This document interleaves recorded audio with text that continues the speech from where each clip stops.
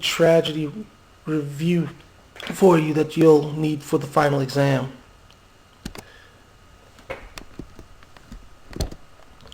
Now, in Sophocles' Oedipus the King, reminder, when we're dealing with literary devices, we're dealing with tragic irony, tragic foreshadow. Note, I say both are in your face. In other words, it's right there, and it's supposed to be blunt. When you're dealing with tragedy, it's such where it's going to announce itself, the whole notion of fate. You'll find a lot of symbolism in Oedipus the King as well. So, case in point, when we're talking about irony, when Oedipus claims that he will vanquish the murderer that has brought this plague to Thebes, ironically, that murderer was him. So by the text's end, he would recognize it was him. It becomes a big tragic event. Tragic foreshadow. Oftentimes you see with the case of Tiresias, the blind prophet, telling him he is the murderer he seeks. Well, in fact, that is true. And by the text's end, we'll find out that Tiresias' words do reign in true. Symbolism. Certain things, you see certain images, certain symbolic representations that we might find out throughout the text. When we look at the symbolic nature by which Oedipus gouges his eyes out. Why does he gouge his eyes out? Because of his inability to see the problems that plague the land.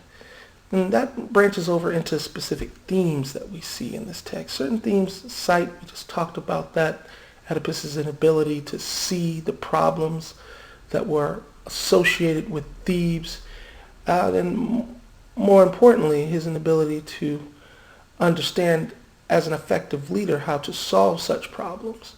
Now, granted, this was more predicated off the fact that this oracle has caused this thing, but the biggest question is, can man avoid his or her fate? In the case of Sophocles speaking on the oracle, the oracles should not be followed ultimately, and Sophocles being both a general, a high priest, and obviously a philosopher, he believed that man controlled his or her own fate. So fear is another theme that you see throughout. Remember, Oedipus, one of the biggest quotes he makes to Jocasta when asking about the whole notion of fate is, I didn't know whether to trust or to fear.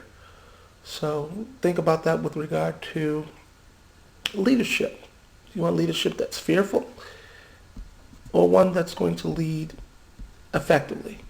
And obviously maiming, it's a motif, it's a recurring theme found throughout the text. Disfigurement. He gouges his eyes out. That ultimately becomes the outcome to tragedy in this text. In Shakespeare's Hamlet, literary devices like tragic irony, tragic foreshadow, again, we see it throughout. Ironically, Hamlet ends up realizing what his fate deals with, and it's in death.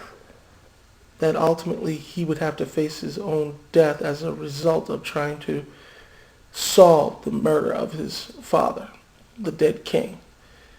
We see foreshadow throughout the text. Foreshadow, again, stuff that's in your face. Foreshadowing brought by the king, the dead king, who says that he should avenge his father's murder. And symbolism, you see symbolism all throughout the text. When you think about this scene, Yorick's skull, what does it symbolize? Again, the whole notion of death. This other themes that you find, death, madness, trust. In Streetcar Named Desire, literary devices, again, tragic irony, foreshadow, symbolism, allusion. You have references to other texts, significant people outside the text in order to create meaning. The Barnum and Bailey world is in an allusion. Remember, allusion with an A.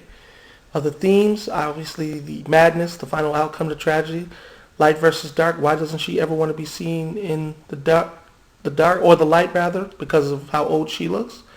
Washing, trust, and a Napoleonic code. So that's the time that I have. Perform well, people.